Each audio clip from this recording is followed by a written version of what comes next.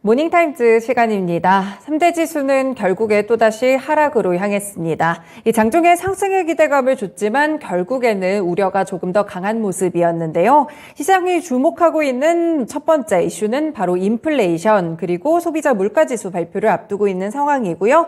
또 있다면 경기 침체 그리고 기업들의 실적 발표, 어닝 시즌에 대한 주목도도 높아지고 있습니다.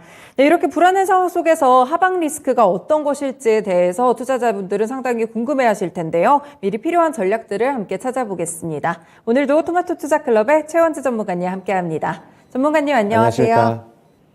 네, 뉴욕 증시가 또 장중에 꺾였어요. 어떤 이슈들이 있었는지 짚어주세요. 네. 미국 증시 CPI 발표를 앞두고 경계감의 하락으로 마감을 했는데요. 다우가 0.6% 하락, 나스닥과 S&P 500은 0.9% 하락으로 마감을 했습니다. 강세 종목을 보면 보잉이 7.4% 급등을 했는데요. 2분기 항공기 인도 실적이 호조를 보였다는 소식에 강세를 나타냈습니다. 그리고 여행업종이 강세를 나타냈는데요. 카니발이 7.5% 상승, 노르웨이지안 크루즈가 5.8% 상승했습니다. 아무래도 유가 하락이 영향을 미친 것으로 보고 있고요. 그 다음에 전기차 업체인 루시드가 4.3% 상승했고요. 자동차 업체인 GM하고 포드도 2%대 강세를 나타냈습니다. 그리고 버진 갤럭틱이 5% 상승했고, 그 다음에 항공 UAM 관련주임 조비 에비에이션이 4.5% 상승했고, 그 다음에 헬스케어 섹터 중에서 인모드라고 있습니다. 에스테틱 장비업체인데요. 15.5% 급등을 했는데 실적에 대한 기대감으로 급등을 했습니다. 그 다음에 항공업종이 급등을 했습니다. 국제유가가 큰 폭으로 급락을 하면서 강세를 나타냈고 실적에 대한 기대감도 같이 반영돼서 강세를 나타냈습니다. 델타 항공이 6% 상승했고요. 유나이티드 항공이 8% 상승, 아메리칸 에어라인이 10% 급등을 했는데요. 아메리칸 에어라인 같은 경우에는 2분기 매출이 팬데믹 이전인 2019년 수준을 넘어설 것으로 예상됨에 따라서 10% 급등을 했습니다.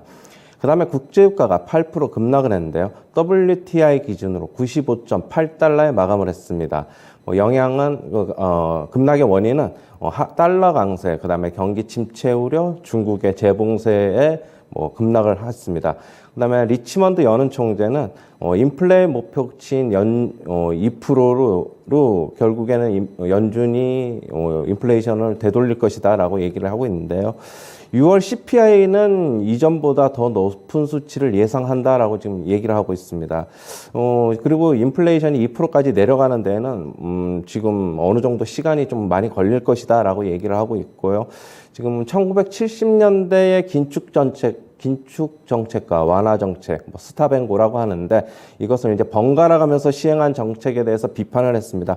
연준이 경제 성장이 약해졌을 때 과도하게 반응하는 점을 좀 지적한 것으로 보고 있고요. 이런 1970년대 이런 정책이 결국에는 연준의 대표적인 실패된 정책이다라고 얘기를 하고 있습니다. 그다음에 JP 모건 측에서는 양호한 경제 지표 통해서 하반기 투자 심리가 개선될 수 있다라고 얘기를 하고 있는데요. 고용지표 호조 등 경제 펀더멘털로 인해서 경기 침체 우려 불식 가능성이 있다라고 얘기를 하고 있습니다. 그다음에 CNBC의 짐 크레이머는 미증시 8월 반등 가능성이 있다라고 얘기를 하고 있는데요. 지금 그 이유는 헤지 펀드들은 지금 대중들은 증시를 앞으로 계속적으로 약세를 보고 있는데 헤지 펀드들은 대중과 반대로 가는 경향이 있다. 지금 포지션을 구축하기 좋은 가격이다라고 얘기를 하고 있습니다. 네, 그렇군요. 오늘도 중요한 이슈들을 핵심만 골라서 찝어주셨습니다. 일단은 CPI 지표를 가장 주목을 하고 있는데 오늘 밤으로 9시 정도에 발표가 좀 될 것으로 보여요. 일단 한 번 더 체크를 좀 해드리면 8.8% 정도 이렇게 시장에서 보고 있더라고요. 네. 정점인가요? 어떻게 보시나요? 지금 얘기는 지금 컨센서스 8.8로 나와 있는데 일단은 지금 CPI가 결국엔 이번이 어떻게 되든지 정점일 것이다. 높게 나오든지 낮게 나오든지 그렇게 해가지고 보고 있고요.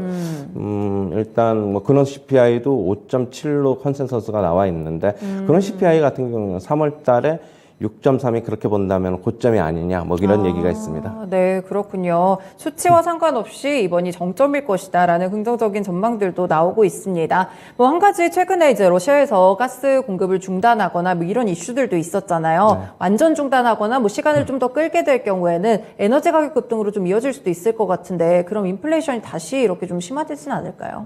저는 이제 에너지 가격 급등은 없다고 보는 쪽이어가지고, 네. 뭐 지금 계속 뉴스는 뭐 유럽에 대한 가스 공급을 끊겠다 러시아가 네, 이제 네, 얘기를 하고 맞아요. 있지만, 네. 그거는 지금 천연가스 가격도 지금 많이 좀 꺾여 내려오고 있는 상태에서 뭐 그냥 급등락을 영향을 주는 그냥 개별적인 뉴스로 봐야 될 것으로 보고 있고요. 네. 저는 뭐 이런 이슈도 결국에는 나중에는 소멸될 것이다 그렇게 보고 있어요.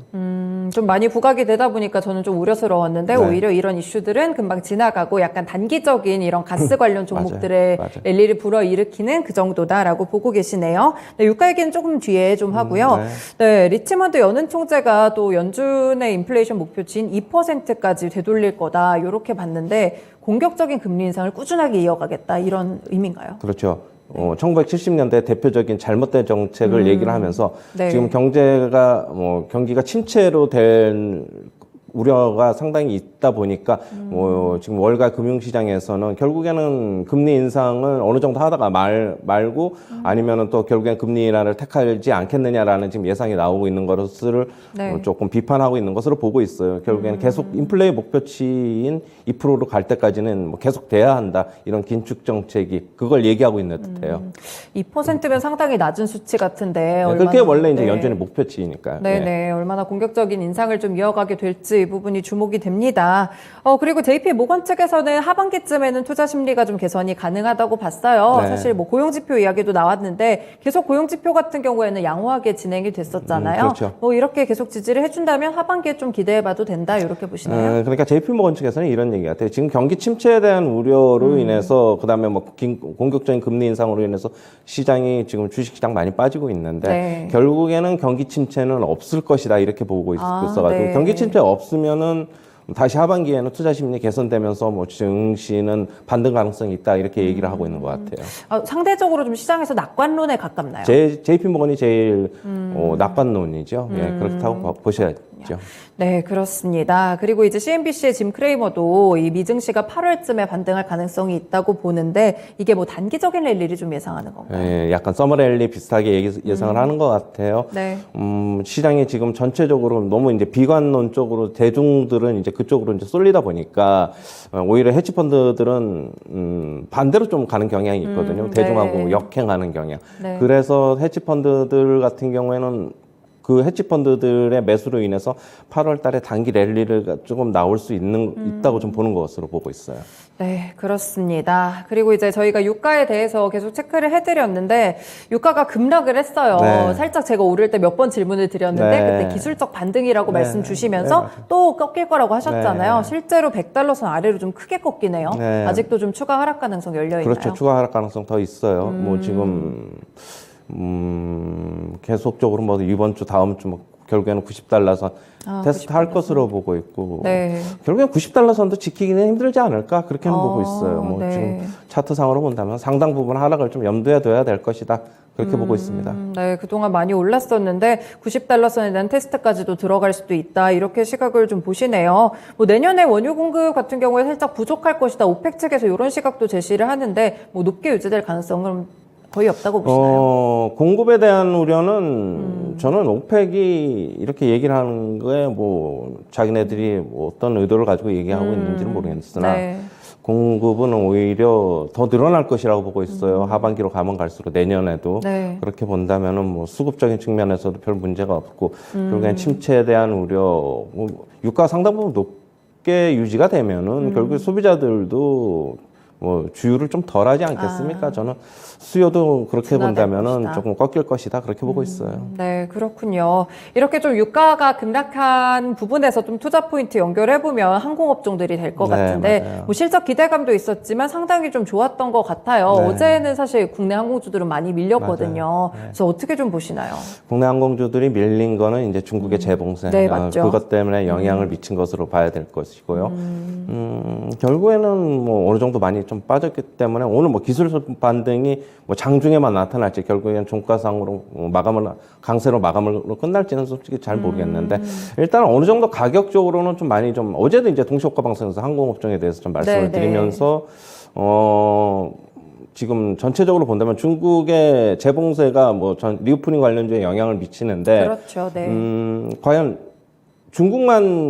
중국의 재봉쇄로 인해서 뭐 다른 리오프닝 관련주들이 과연 얼마만큼 실적에 타격을 입겠느냐 하는 것에 대해서는 결국엔 저는 뭐 그렇게 뭐 나쁘게 보지는 않아요. 뭐 중국만이 있는 건 아니잖아요. 그렇죠. 중국이 네. 뭐 계속적으로 재봉쇄, 뭐 제로 코로나 정책으로 인해서 뭐 우리나라에 영향을 주고 있는 것처럼 보이지만은 네. 코로나 이후에는 리오프닝 관련주들이 중국에 대한 영향력이 어떻게 보면 많이 좀 희석돼 가고 있는 상황이다. 어제도 이제 말씀을 드렸고. 네. 특히 이제 항공업종 같은 경우에는 LCC보다는 FSC, 대형 항공사들 좀 위주로 좀 보자. 왜냐하면 LCC 같은 경우에는 대형 항공사와의 티켓 가격이 예전에는 좀 많이 차이가 났는데 이제는 차이가 많이 없어졌어요. 그러다 보니까 아무래도 사람들은 그냥 LCC 탈 바에는 그냥 FSC 대형 항공사 타는 경향이 있고 예전에 LCC를 주로 이용했던 중산층 이하 고객들은 네. 아무래도 지금 물가가 너무 많이 올라서 이용하기가 좀 힘들다. 그렇게 본다면 중산층 이상이 주로 이용하는 대형 항공사들은 어느 정도 실적 개선은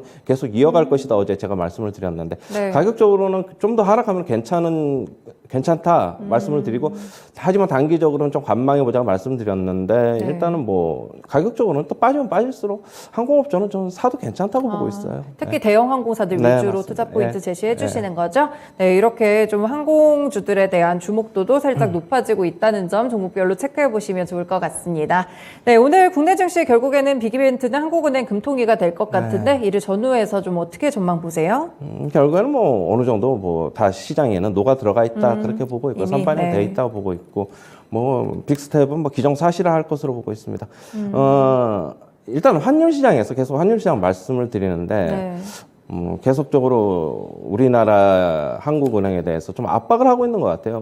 그 환율이 지금 안정이 안 되니까 네. 환율이 계속적으로 그러니까 이래도 너희가 이제 뭐 금리를 빅스텝 안 할 것이냐 뭐 이런 식의 뭐 어떻게 보면 랠리가 좀 나오고 있는 것으로 보고 있는데 네. 오늘 뭐 빅스텝 하더라도 시장에 미치는 영향은 그냥 뭐 제한적이다 그렇게 보고 있습니다. 이미 좀 선반영이 됐다 이런 시각이시네요. 사실 옛날에도 한미 간 기준금리가 역전된 적이 있었잖아요. 네. 근데 그때 당시에 그런 수급들을 보니까 오히려 투자 자금이 들어왔던 경우도 있다고 하더라고요. 그런 부분들은 어떻게 그게 이제 생각하실까요? 그때는 네. 전체적인 어떻게 본다면 그게 이제 뭐 2019년, 18년 요때를 말씀하시는 것 같은데 네. 그때는 이제 금융시장이 그렇게 불안하지 않았을 때였고 그럴 때는 이제 상관이 없어요. 그런데 네. 20년 전에 뭐 IMF 때를 본다면은 오히려 이제 그때하고 지금이 오히려 더 어떻게 보면 상관관계가 좀 있지 않느냐. 지금 외환위기 가능성 솔직히 뭐 별로 없지만은 네. 물론 없지만은 어떻게 보면은 작은 금융위기의 가능성도 있지 않느냐 그렇게 보고 있어요. 네, 그렇군요. 오늘 이제 빅스텝이 좀 밟아질 것으로 예상이 되고 있는데 이후에 행방들은 다시 또 말씀을 드리도록 하겠습니다. 네, 오늘 말씀 여기까지 들어볼게요. 고맙습니다. 네, 감사합니다.